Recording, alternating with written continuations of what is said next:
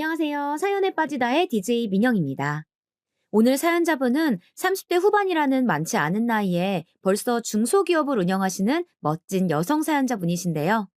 최근에 통쾌한 일이 있어 이렇게 사연을 쓰게 되셨다고 합니다. 어떤 이야기인지 함께 들어볼까요?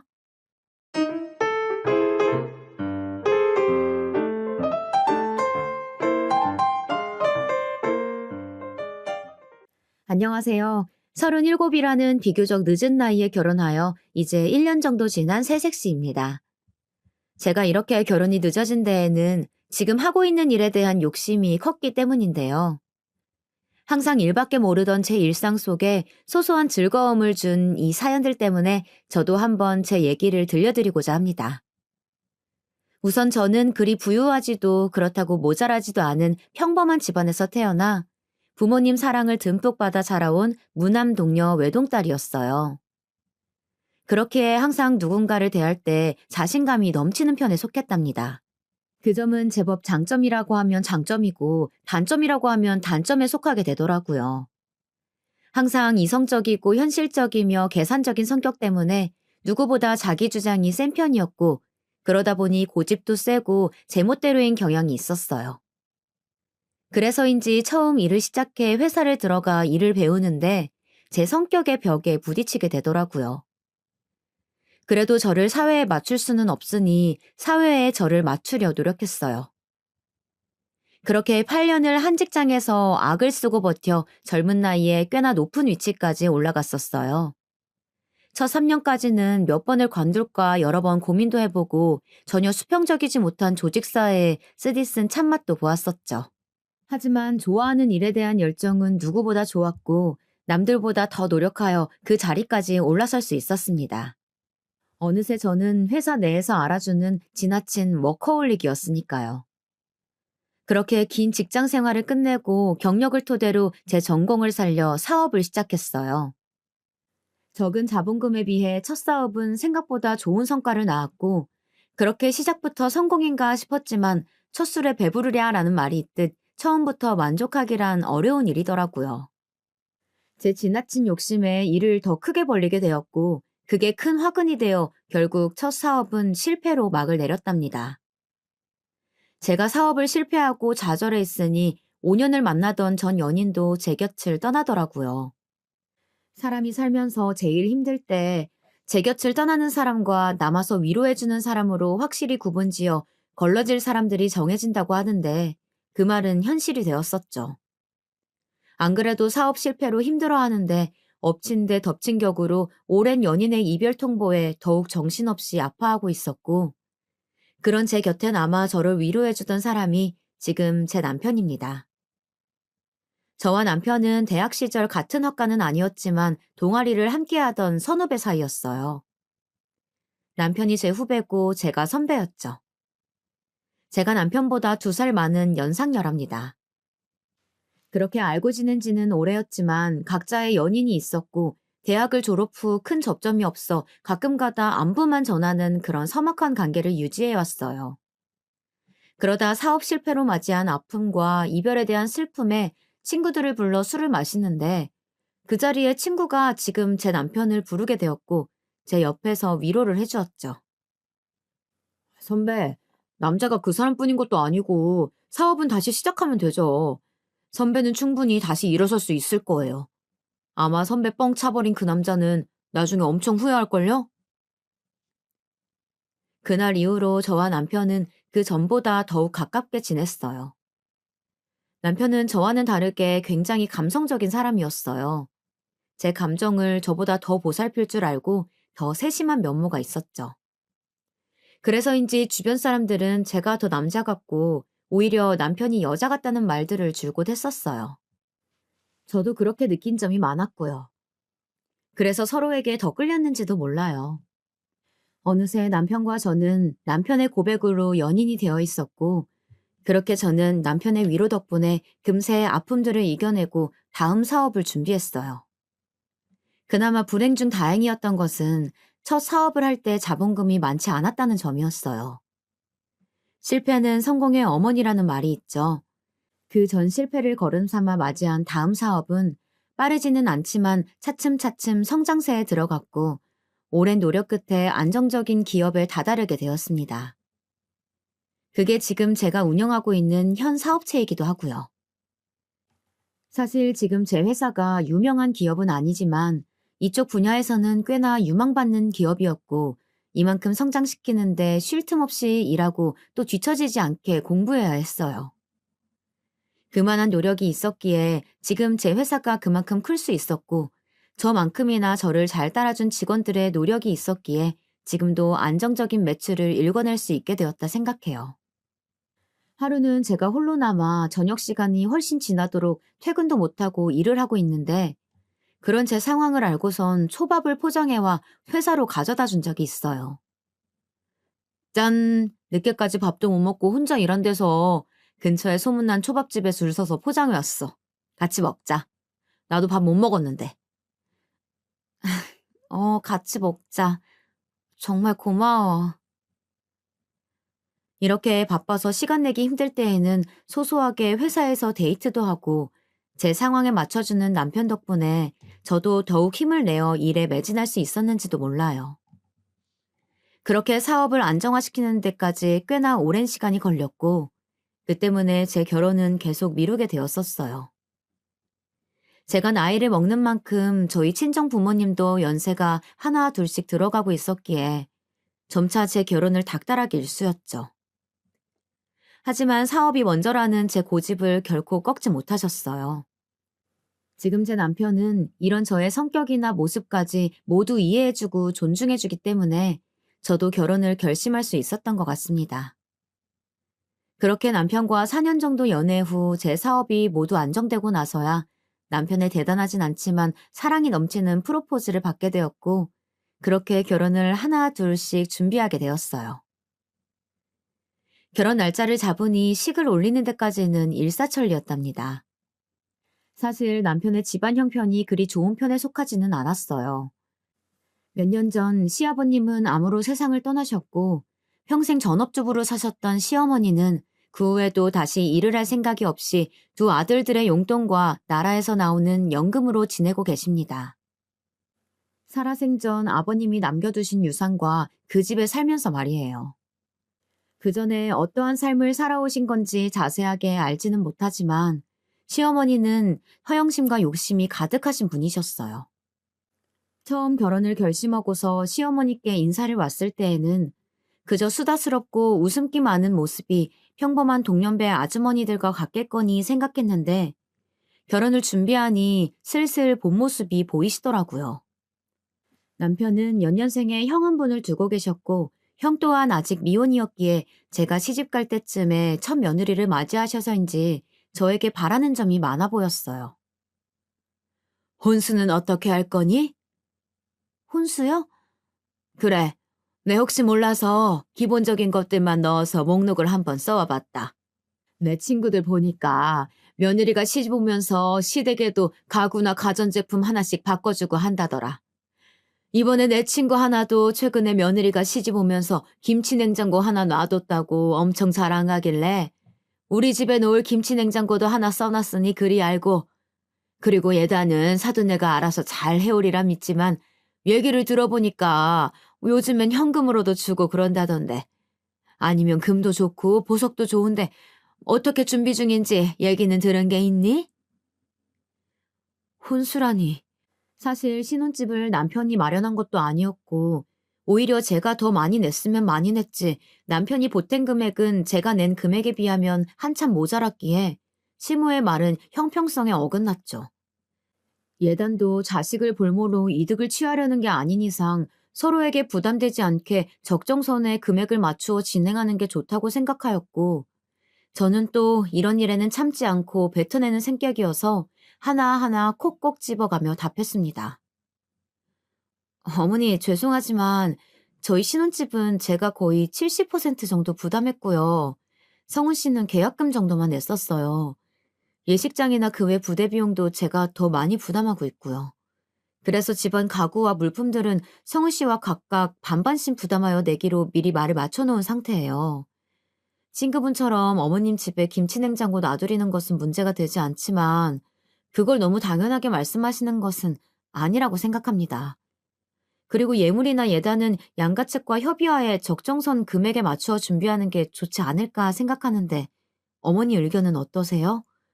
그래야 각자 부담이 덜하지 않을까 싶은데요. 제 말에 시어머니는 당황한 듯 말을 버벅이며 말하시더라고요. 그래, 아가. 아, 네가 나이가 있어서 그런가 말을 아주 똑부러지게 하는구나. 예물이랑 예단은 성훈이랑 마저 내 얘기하마. 그렇게 말하던 시모는 뒤에서 남편에게 시집도 오기 전에 시어머니한테 말하는 싸가지가 바가지라며 제 험담을 했다는 겁니다. 물론 제 말투가 사무적이고 딱딱한 모습이 담겨 있어 그리 보일 수는 있지만 이렇게 앞에서는 아무렇지 않은 척 말하고 뒤에서 남편에게만 제 험담을 하는 것이 제 상식에선 이해가 가지 않았어요. 차라리 앞에서 제게 대놓고 얘기를 하였다면 그런 불만이 있으신 부분은 수용하여 바로 고치면 되는 것이었고 그리하여 서로 불편한 일은 없는데 말이에요. 그렇다고 남편에게 들었다며 시어머니한테 가서 그 부분을 따지고 들기도 뭐했죠. 그렇게 식도 올리기 전에 그런 이중적이고 속물적인 모습의 시어머니를 보고 저는 제가 중소기업의 사장이라는 것을 숨기기로 하였어요. 제가 사장이라고 하면 이것저것 바라시는 게 더 많을 것 같아 보였거든요. 그래서 그냥 제 회사에 다니는 직원이라고만 둘러대고 말았고 남편에게도 그렇게 말을 맞춰달라고 미리 부탁해 놓았었죠. 그리고 그날부터 제가 시집을 가고 난 뒤에도 시어머니는 이중적인 면모를 계속이 보여주었어요. 항상 제 앞에서는 별말 없다가도 그렇게 뒤에서 남편에게 제가 마음에 들지 않는다며 나이도 많은 것이 기가 센 것 같다고 험담을 하기 일쑤였답니다. 몇 년 전 시아버님과 사별 후 홀로 키워낸 아들이기에 장가를 보내니 욕심이 있을 수도 있고 바라는 것도 많을 수 있으리라 생각하기로 스스로 다짐하였고 저도 시어머니에게 말투 부분도 최대한 너그러이 하려 노력하며 행동에 있어서도 최대한 예의를 갖추고 대하고 있었습니다. 그것이 당연한 도리이기도 하니까요. 결혼한 지 얼마 지나지 않아 시어머니의 생신날이었어요. 사실 제 하루하루는 직원들과의 회의와 거리차와의 미팅, 그리고 기한서 올라오는 것들을 확인하여 결제해주는 등 매일같이 바쁜 나날들인데다가 주말에도 회사에 나가 밀린 결제 서류들을 처리해야 했어요. 그래도 시집가고 맞이한 시모의 첫 생신날이기에 그날만큼은 하루 쉬기로 맘먹었죠. 시간이 금이던 제게는 쉽지 않은 결정이었어요. 그렇게 생일 전날부터 바쁘지만 시간을 쪼개 평소보다 일찍 퇴근하여 시어머니의 생신상을 차리기 위해 미리 재료들을 사왔고 생신 당일에는 꼭두 새벽부터 일어나 미역국과 불고기 등 여러 음식들을 준비했습니다. 요리 실력이 썩 좋은 편은 아니었지만 레시피를 하나하나 읽어가며 정성스레 준비해왔어요. 간을 살짝 보았는데 그리 나쁘지 않더라고요. 그렇게 도시락통에 옮기고 나선 남편과 함께 시댁으로 향했어요. 국과 반찬이 식지 않게끔 빠르게 도착해 싸온 음식들을 꺼내서 한 상 가득 차려놓으니 그럴싸해 보였고 남편도 바쁠 텐데 이렇게 엄마를 챙겨주어 고맙다고 말해주었죠. 어머님의 반응도 남편과 같으리라 생각하곤 어머님을 부르니 제 예상과는 다른 반응을 보이더라고요. 요즘에 누가 생일상을 집에서 먹는다고 뭐 이런 걸 다 준비했니? 일단 생각해서 해왔으니 맛있게 먹으마. 근데 이왕 했으면 그릇에라도 옮겨 담지. 도시락통 그대로 내놓는 사람이 어디 있어? 그리고 설마 이게 다인 거야? 뭐 케이크나 선물은 없는 거니? 이 와중에 저와 남편의 손에 뭐라도 더 들린 게 없나 살피는 시모가 정말 속물처럼 느껴지더라고요. 사실 저녁은 나가서 한우집 예약을 해놓았고 케이크도 그때 가서 보려고 미리 사놓지 않았죠. 선물도 백화점 상품권을 준비해두긴 했지만 이런 식의 반응을 보이니 회의감이 들더라고요. 정성스레 준비한 밥상은 별로이고 오로지 물질적인 것에만 눈을 돌리는 시어머니의 모습에 실망이 컸죠. 그런 제 모습을 남편도 느꼈는지 나서서 중재하더라고요. 엄마도 참, 이 사람이 생각해서 어제부터 장봐오고 오늘 새벽부터 일어나서 엄마 준다고 음식 다 준비한 건데 그냥 예쁘게 생각하고 먹어줘요. 그리고 이 사람 원래 주말에도 출근해서 일하는데 오늘 엄마 생신이라고 겨우 일 빼고 온 거란 말이야. 아니, 그 회사는 무슨 주말에도 일을 시킨다니? 이름 들어보니까 유명한 회사도 아니고 작은 중소기업인 것 같더만. 이래서 작은 회사일수록 일을 더 많이 시킨다고 하는가 보다. 내 친구들이 나보고 며느리 무슨 회사 다니냐고 물어보면 내가 대답을 못해요. 내 친구들 얘기 들어보니까 중소기업은 뭐 얼마 돈도 안 준다면서? 그럴 거면 그냥 때려쳐라. 우리 성훈이는 너랑 다르게 대기업 다녀서 네가 일 안 해도 충분히 먹고 살지 않겠니? 시어머니의 말에는 뼈가 있었어요. 남편은 대기업을 다니고 저는 중소기업에 다니니 그냥 때려치라는 말을 서슴지 않게 내뱉는 모습에 겉으로만 사람을 판단하는구나 싶었고 도통 표정 관리가 되질 않았어요. 그래도 나름 침착하게 대답했죠. 어머니, 기업 크기도 중요하지만 그 기업의 발전 가능성도 보고 함께 성장이 가능한지 봐야 한다고 생각해요. 돈은 성우 씨 못지않게 벌고 있으니 너무 걱정하지 마세요. 주말에 나가는 것도 제가 좋아서 나가는 거고요. 저는 겨우 호호호 하며 웃어 보였고 제 말에 시모의 표정은 급격히 어두워졌죠. 그런 분위기를 살폈는지 남편이 나서서 말했어요. 그래요, 엄마. 우리 일은 우리가 알아서 해요. 그리고 저녁에는 나가서 외식해요. 이 사람이 괜찮은 한우집에 예약해뒀어요. 한우? 그래, 알았다. 한우라는 말에 그제야 표정이 풀리는 시어머니였어요. 그렇게 차린 밥상을 다 먹고 난 후에 정리를 하고 있는데 아주버님이 웬 여자를 데리고 들어왔어요. 아주버님이 결혼할 사람이라며 어머니 생신이기도 하고 겸사겸사 데리고 온 것이었죠. 형님이 되실 그 여자분은 양손 가득 무언가를 들고 왔어요. 그 모습에 시모는 신이 나서 둘을 반기며 방으로 들여보냈죠. 그러더니 당연하다는 듯이 제게 차를 내오라고 하더라고요. 순식간에 제가 가정부라도 된 것 같은 기분을 받았지만 시모의 생신인데 또 이런 부분까지 맞받아치는 것은 예의가 아니겠다 싶어 참고 안방으로 가 물었습니다. 차는 어떻게 커피가 괜찮으세요? 제 말에 아주버님과 시어머님 두 분은 모두 좋다고 하였는데 형님이 되실 그 여자분은 저를 위아래로 훑어보더니 얄밉게 답했어요. 제가 카페인에 예민해서요. 커피 말고 녹차를 부탁할게요. 아, 너무 뜨겁지 않게 온도 조절 부탁드려요. 벌써부터 제게 기싸움이라도 하겠다는 건지 여기가 카페도 아니고 온도 타령하는 그 모습에 몇 마디 나눠보진 않았지만 그 사람의 됨됨이가 보이더라고요. 저는 벌써부터 마음에 들지 않는 예비 형님을 뒤로하고 애써 웃어 보이며 알겠다 말하곤 방문을 닫고 주방으로 향했어요. 방 안에서는 뭐가 그리 즐거운지 제 앞에선 들려주지 않던 시모의 웃음소리가 끊이질 않았고 형님이 될 그 여자분도 호호호 거리며 꽤나 분위기가 좋아 보였죠. 커피 두 잔과 녹차 한 잔을 남편이 꺼내준 찻잔에 담아 쟁반에 받쳐 안방으로 갔어요. 안방 앞에선 어찌나 목소리가 쩌렁쩌렁한지 시어머니의 말들이 다 들려왔죠. 아이고야, 대학 교수라니. 어쩐지 공부 잘했을 것만 같았어요. 부모님이 너무 좋아하겠네. 딸아이가 이렇게 잘 자라줘서 말이야. 예비 형님이 대학 교수라는 직업을 가졌다는 사실을 물어보지도 않아도 알 수 있었죠.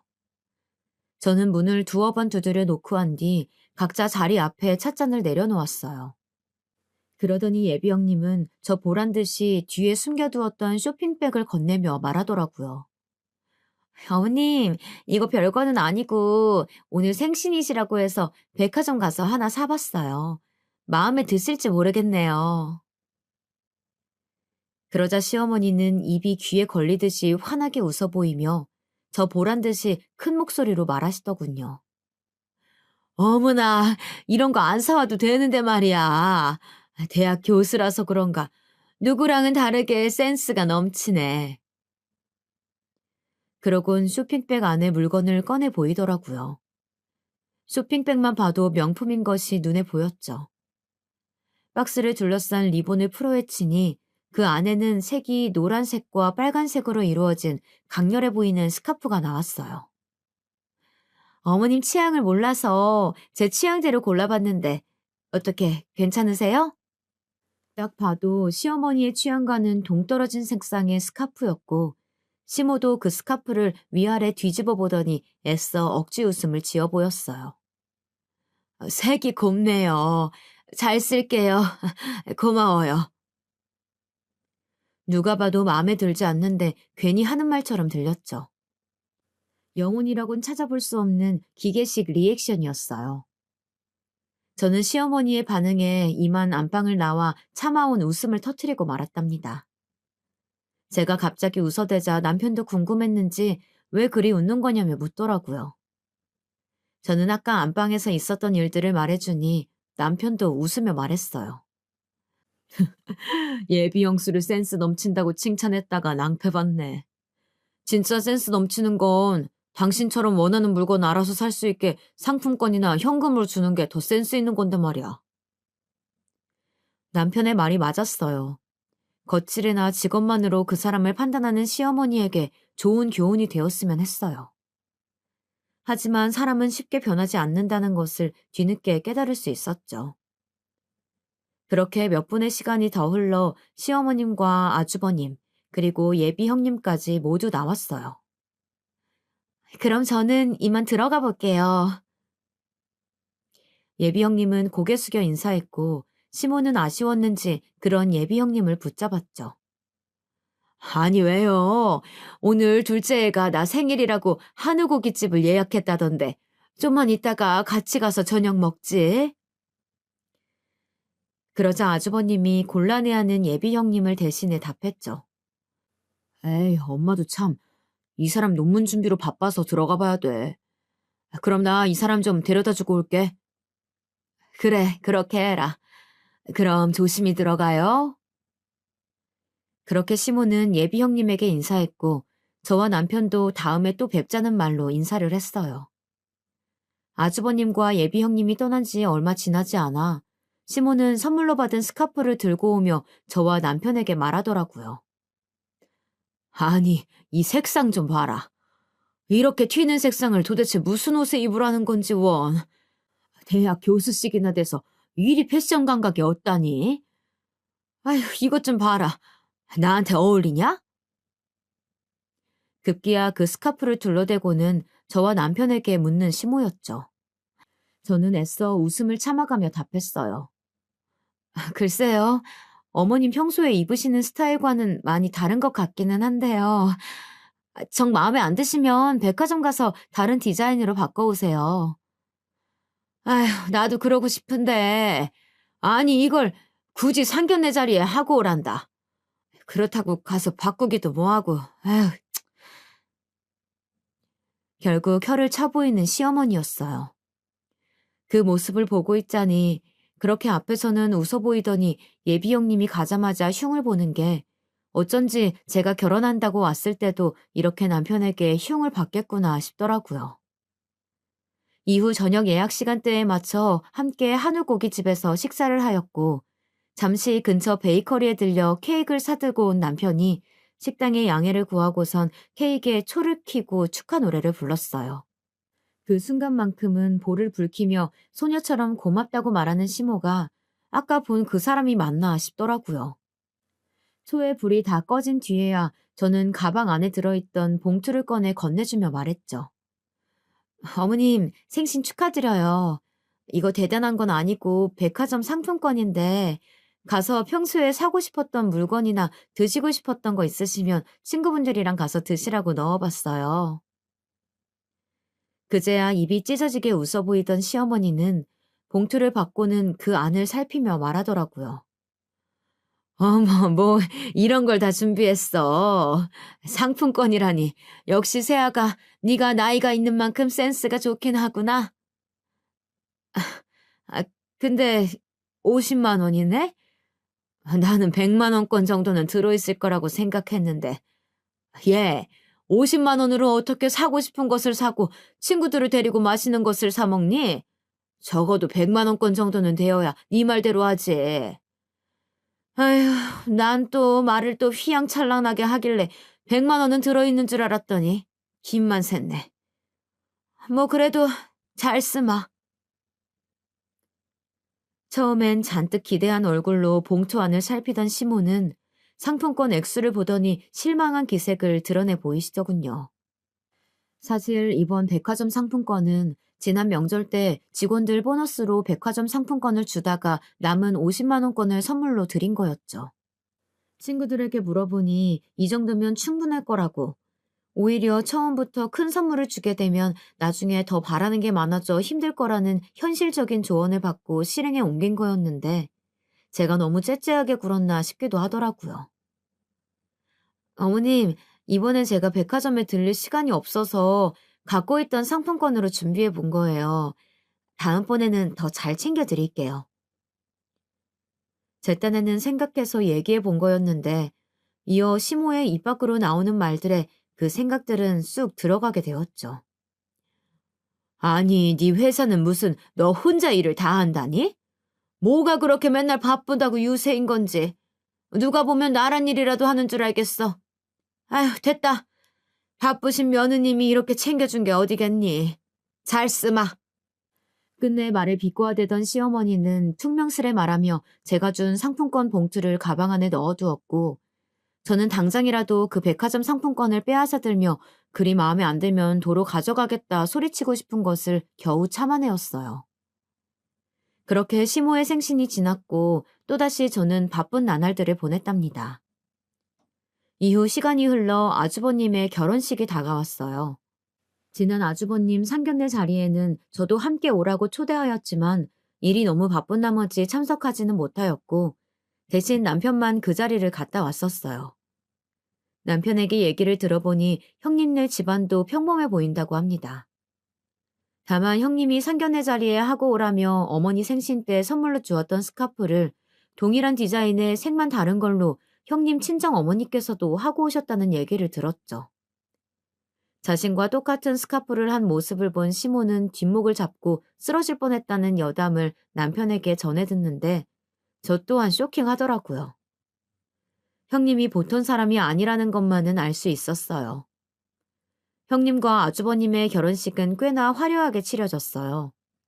어두운 홀을 중심으로 여러 조명들이 수놓아져 있었고 형님의 드레스도 어찌나 삐까뻔쩍하던지 드레스에 얼굴이 잘 보이질 않더라고요.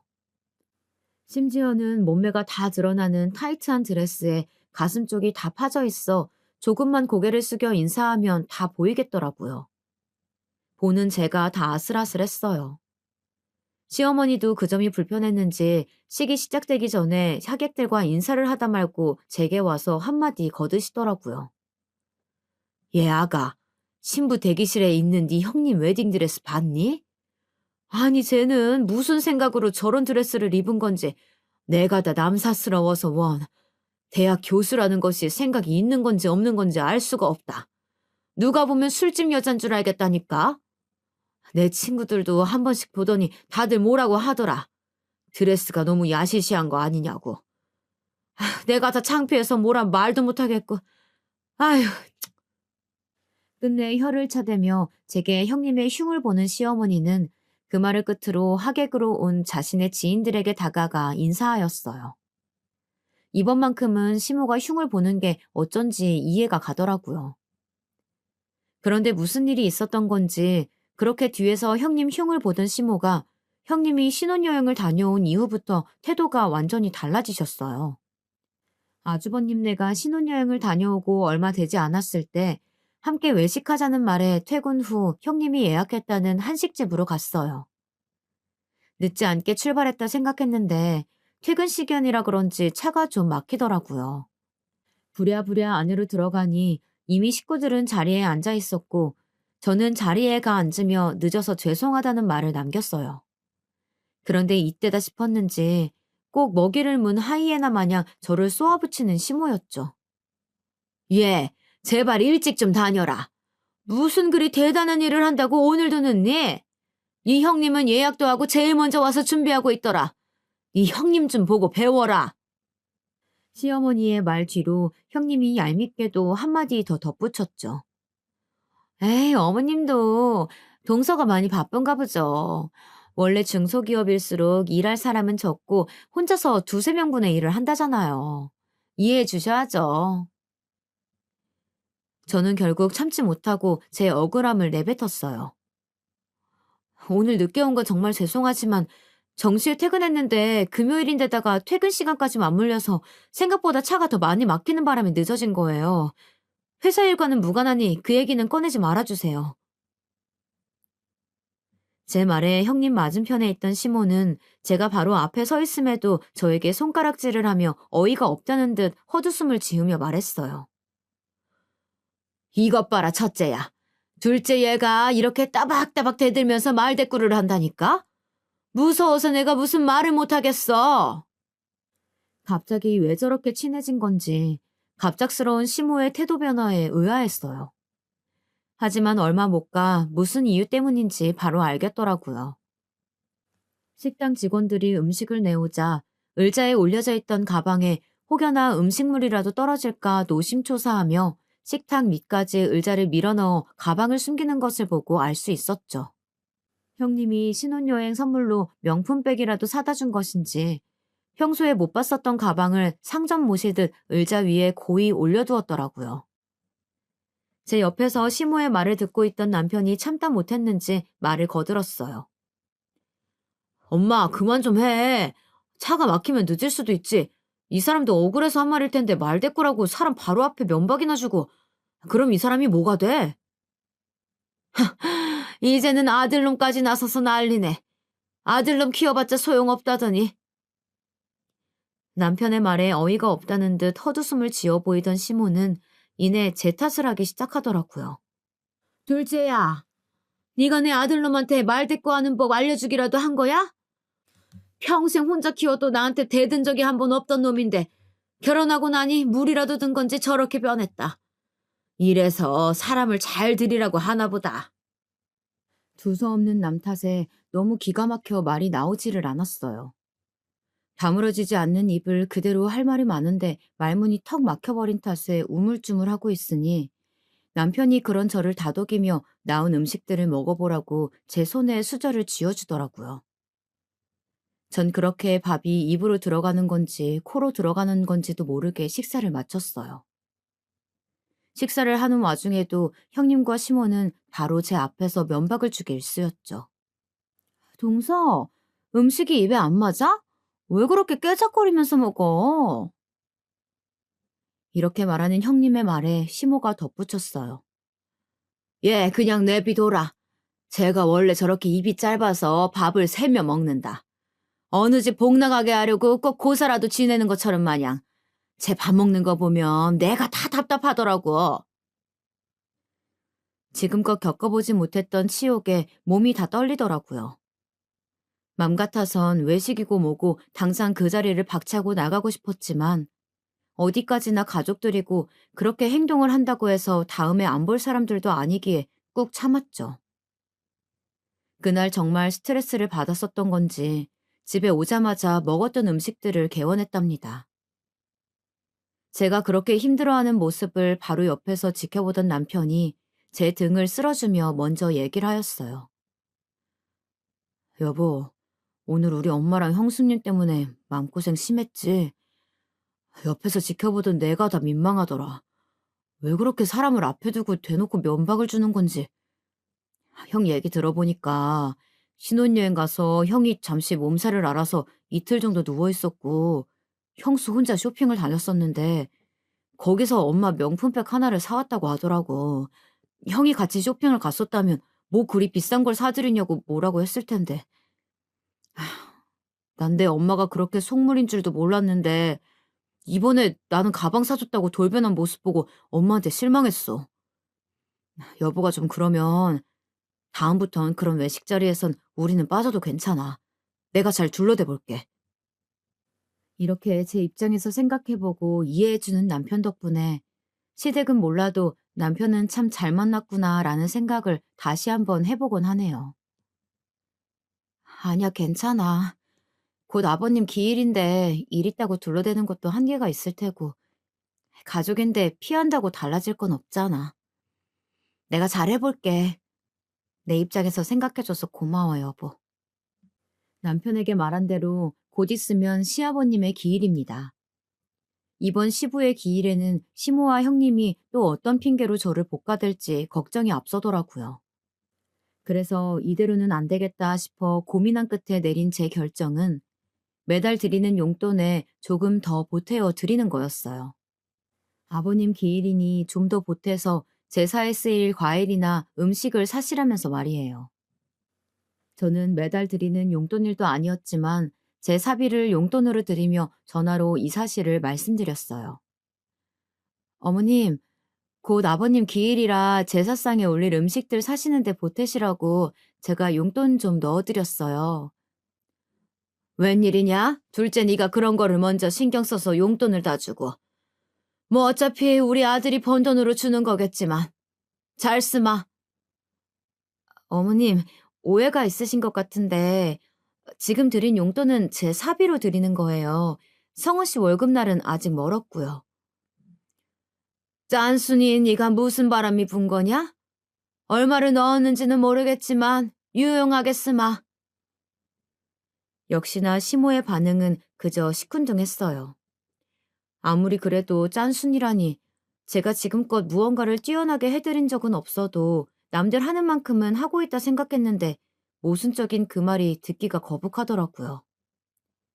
계속 통화를 이어가봤자 제 성질에 못 이겨 또 큰 소리를 낼까봐 그냥 알겠다고 말하고는 통화를 끊었죠.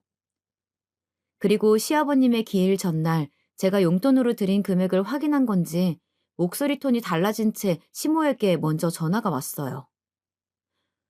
어머, 둘째야. 내가 용돈을 지금 받지 뭐니. 이번 용돈은 생각보다 아주 넉넉하게 넣었더라. 진즉에 이렇게 신경 썼으면 얼마나 좋았니? 아무튼 둘째 네 덕분에 올해 제사는 좀 더 풍요롭게 음식들을 준비할 수 있겠어. 그리고 내일 아침부터 제사 음식 준비할 건데 회사 빼고 올 수 있지? 네 형님도 온다고 하니까 내일 10시까지 늦지 않게 오거라. 알겠니? 시모의 말은 꼭 나오라는 통보와 같았어요.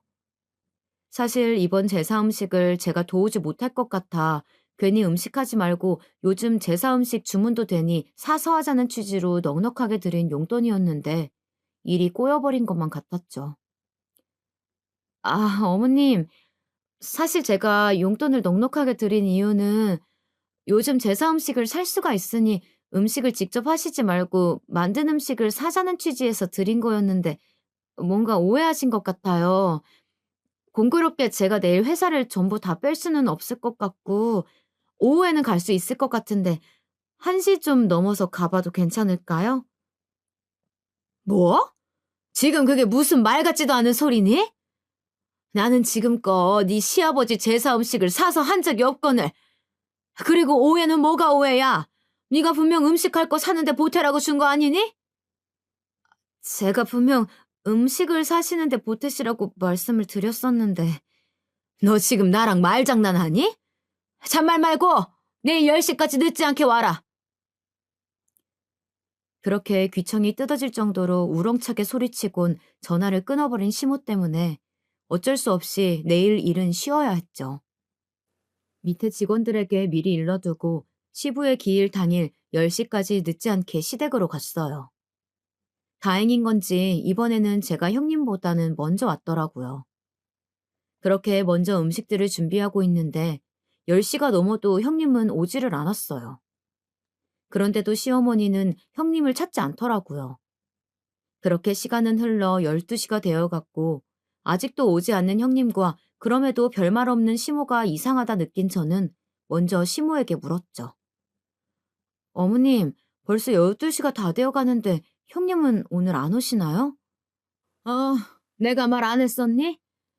큰애는 오늘 강의를 빼려고 했는데 뭐 특강인지 뺄 수가 없다면서 못 온다고 어제 저녁에 전화가 왔었어. 대학 교수직이나 되는데 아무렴 그렇게 바쁘지 않고 배기겠니? 하루 전날 특강이 잡혔다는 말도 안 되는 핑계를 대는 형님과 대학 교수가 무슨 벼슬이라도 되는 것 마냥 말하는 시어머니. 이 둘이 이제는 조금 미워지려고 하더라고요. 어머님, 저도 바쁜데 일 빼고 온 건데요. 얘, 너랑 네 형님이랑 같니? 회사는 너 없어도 충분히 돌아갈 테지만 네 형님은 교수잖니. 강단에 올라서 강의할 사람이 큰애뿐이라는데 그러면 어떡해? 그런 애한테 교수 일을 때려치고 음식이나 하라고 할 순 없잖니. 아니면 너는 이 늙은 시애미가 홀로 제사 음식을 다 준비해야 속이 시원한 거야? 어머님, 제 말은 그런 게 아니라 뭐 더 할 말이 있는 거야? 그래도 3시쯤에 강의 끝나자마자 달려온다고 하니까 너무 불평하지 마라. 도통 말이 통하지 않았어요. 제 고집도 시모의 똥꼬집 앞에선 우스울 뿐이더라고요. 저는 하는 수 없이 홀로 음식을 하여야 했어요.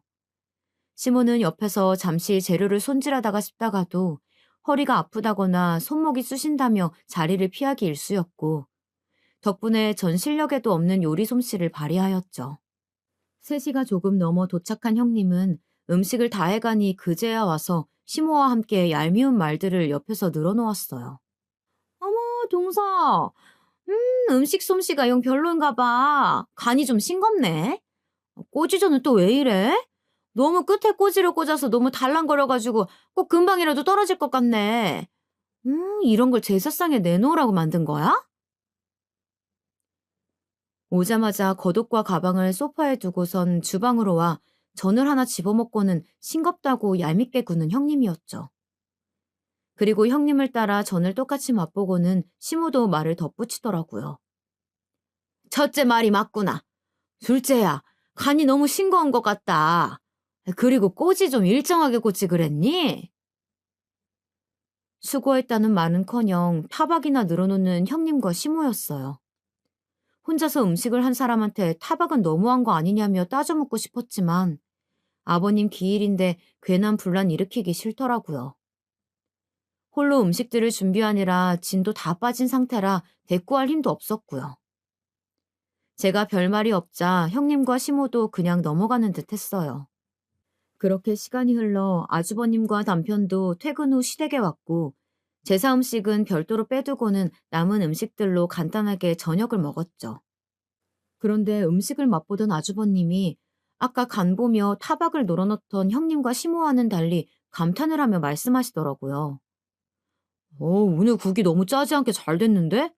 담백하니 돌아가신 아빠가 와서 맛봐도 좋다고 하시겠어? 아주버님에 이어 제 옆에 앉아있던 남편도 국을 한 입 떠먹어 보더니 아주버님과 같은 반응을 보였어요. 정말이네. 아빠가 살아생전에 딱 이 정도로 알맞게 심심하니 담백한 국을 좋아했었지. 항상 엄마가 해준 국 드시면서 짜다고 했었잖아. 혹시 이거 당신이 한 거야? 그리고 제게 음식을 한 건지 묻는 남편이었어요. 사실 남편은 다 알면서도 일부러 모르는 척 묻는 거였죠. 제가 음식 준비를 끝내고 잠시 화장실에 가 있는 동안 형님이 강의 때문에 늦게 오느라 홀로 음식을 준비했다는 얘기를 남편에게 미리 메신저로 해두었었거든요. 그런데 남편의 말에 뻔뻔하게 그지없던 형님이 입을 놀리기 시작했어요. 다행히 서방님 입맛에도 맞으신가 보다. 그거 동서랑 저랑 같이 했어요. 형수님이요? 오늘 강의 때문에 늦게 오셨다면서요. 집사람이 혼자 음식 다 한 걸로 알고 있는데요. 남편은 뻔뻔한 형님의 거짓말에 속지 않고 있는 사실 그대로 저를 대신해 말을 해주었어요. 제가 미리 말을 해두길 잘했다는 생각이 들더라고요. 남편의 말에 얼굴이 새빨개진 형님은 말을 버벅이며 또다시 거짓말을 하였어요. 제가 그래도 오후에 와서 간 좀 보다가 너무 짠 것 같아서 물 좀 붓고 다시 끓인 거예요. 그래서 같이 했다고 말씀드린 건데 서방님이 뭔가 오해하셨나 보다. 형님, 왜 오늘 같은 아버님 기일날 거짓말을 하고 그러세요? 제가 음식 다 하고 나서야 오셔서 밥상에 숟가락만 얹은 게 다잖아요. 심지어 간도 싱겁다면서 타박하셨으면서 무슨 간을 다시 했다고 거짓말을 하세요? 저는 뻔뻔하고 얄미운 형님의 거짓말에 참다 못해 입을 열었고 중간에 껴서 듣고만 계시던 시모가 이후 말을 이었어요. 예, 뭐 오늘 같은 날 그런 거를 일일이 재고 따지고 그러니 그냥 넘어갈 줄도 알아야지. 어쨌든 네 손윗사람한테 그렇게 말마다 따박따박 대들어서야 되겠어? 네 말대로 오늘 같은 날, 네 시아버지 기일인데 말이야. 음식을 누가 했던 뭐가 그리 중요하다고 목소리를 높이는지 원. 그렇게도 생색을 내고 싶었니? 이어진 시모의 말에 우라통이 치밀어 오르더라고요. 그만 시모에게도 한마디 꺼내려던 그때 남편이 제 손을 잡고 말리는 듯 보였어요. 저는 남편의 만류에 행동들을 모두 멈추고 가만히 있을 수밖에 없었습니다. 그리고 저 대신하여 남편이 한마디 하였어요. 엄마도 그만하세요. 형수님도 좀 솔직해지시고요. 곧 제사 지내야 하는데 조용히 제사 지내고 갑시다. 아빠가 맘 편히 들렀다가 갈 수 있게요. 남편의 말에 시모와 형님 두 분 다 입을 다물더군요. 그렇게 저녁 시간이 흘러 아버님의 제사를 지내고 집으로 돌아갔습니다. 집으로 가는 차 안에서 남편이 먼저 제 손을 잡으며 고생했다고 말해주더라고요. 남편의 그러한 따뜻한 말 한마디 덕분에 그날 내내 시모와 형님에게 받았던 서름들이 그나마 조금은 씻겨 나가는 것 같았어요. 그렇게 또 평상시의 나날들이 흘렀고 바쁜 일상 때문에 잠시 연락하지 못했던 대학 친구들과 연락이 다 오랜만에 모임을 갖게 되었어요. 그리고 그곳에서 뜻밖의 소식을 들을 수 있었죠. 대학 친구 중 한 친구가 형님처럼 대학 교수인데 이번에 형님이 일하고 있던 대학교로 이직을 했다는 소식이었어요. 은영이 너도 그 학교로 이직했어? 우리 형님도 거기서 교수로 있다던데. 정말? 성함이 어떻게 되시는데? 차성은이라고. 학과는 어느 쪽인지 모르겠네.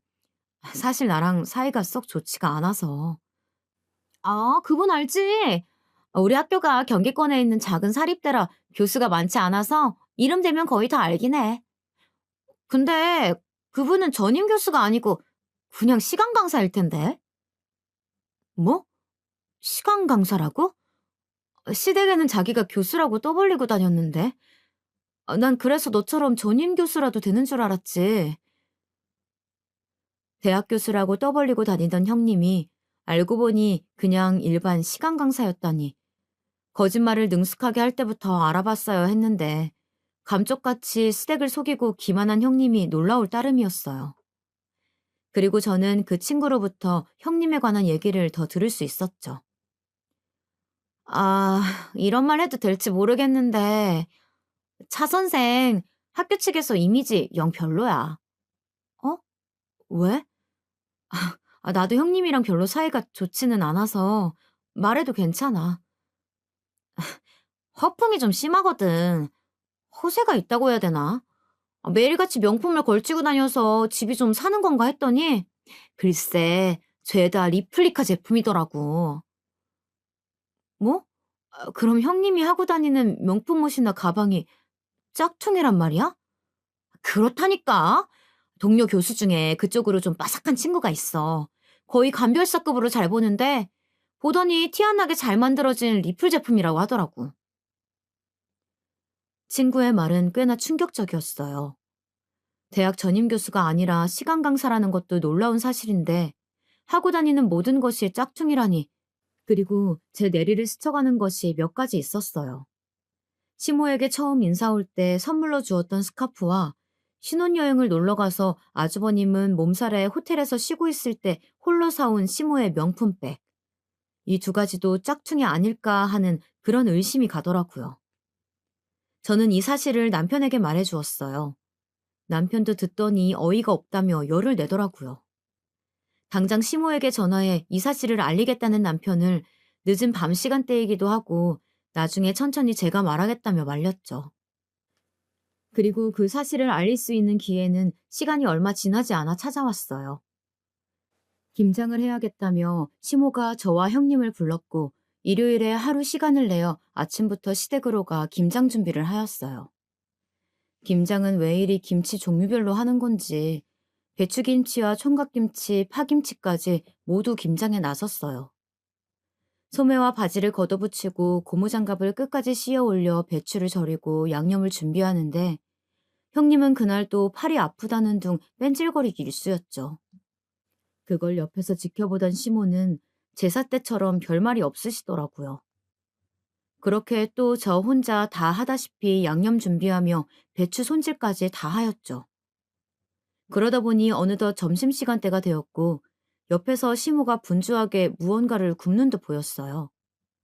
포슬포슬 올라오는 향내가 제가 좋아하는 갈치 냄새였어요. 향을 맡고 있다 보니 배에서는 꼬르륵 소리가 울리더라고요. 그런데 갈치를 다 구운 시모는 형님만 따로 부르는 게 아니겠어요? 얘 첫째야, 이리 와서 갈치 좀 먹고 해라. 이거 내 친구가 이번에 제주도 놀러 갔다 오면서 사다 준 건데 아주 맛이 좋더라고. 형님도 시모의 말에 쫄래쫄래 주방으로 가더라고요. 어머, 어머님, 너무 맛있어요. 형님은 콧소리까지 내가며 맛있다 난리였고 그 옆에 시모는 살가운 친정엄마처럼 앞에서 생선살까지 발라주고 있었어요. 그리고 그치? 나도 엊그제 맛봤는데 아주 살이 통통하니 좋더라고. 아, 저, 첫째야. 사실 말이다.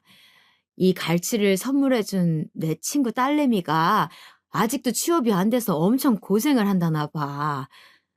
첫째 네가 대학 교수라니까 혹시 주변에 아는데 취업시켜줄 수 있냐고 물어봐 달라던데 어떻게 아는 사람 좀 없니?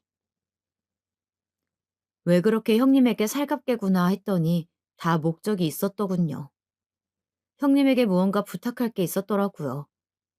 시모의 부탁에 형님은 당황한 듯 보이더니 찾아보겠다 말하였고 저는 꼭 없는 사람 취급하는 시모에게 다가가 갈치의 가시를 발라주고 있던 시모의 손을 빤히 바라보며 제가 먼저 입을 열었어요. 어머님, 저는요? 그러자 시모는 저를 또 다시 개무시하며 말하더라고요. 너는 물에 밥이나 말아먹어.